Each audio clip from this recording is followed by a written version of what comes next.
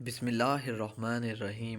حضرت عبادہ بن ثابت رضی اللہ تعالیٰ عنہ سے روایت ہے کہ رسول اللہ صلی اللہ علیہ وآلہ وسلم نے فرمایا، جس شخص کی رات کو آنکھ کھل گئی اور اس نے جاگ کر یوں کہا، لا الہ الا اللہ وحدہ لا شریک لہ لہ الملک ولہ الحمد وہو علی کل شیء قدیر، سبحان اللہ والحمد للہ ولا الہ الا اللہ واللہ اکبر ولا حول ولا قوۃ الا باللہ العلی العظیم۔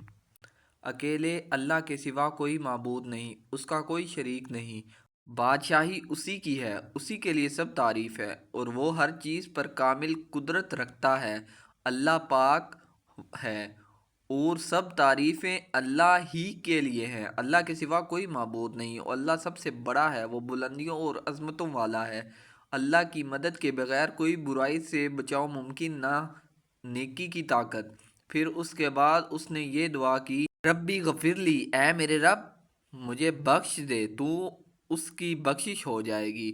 راوی حدیث ولید بن مسلم بیان کرتے ہیں کہ یا آپ صلی اللہ علیہ وآلہ وسلم نے یوں فرمایا، پھر دعا کرتا ہے تو اس کی دعا قبول ہو جاتی ہے، اگر اٹھ کر وضو کرتا ہے پھر نماز پڑھتا ہے تو اس کی نماز قبول ہو جاتی ہے۔ حضرت ربیعہ بن کعب اسلمہ رضی اللہ تعالیٰ عنہ سے روایت ہے کہ وہ رسول اللہ صلی اللہ علیہ وآلہ وسلم کے دروازے کے قریب رات گزارا کرتے تھے۔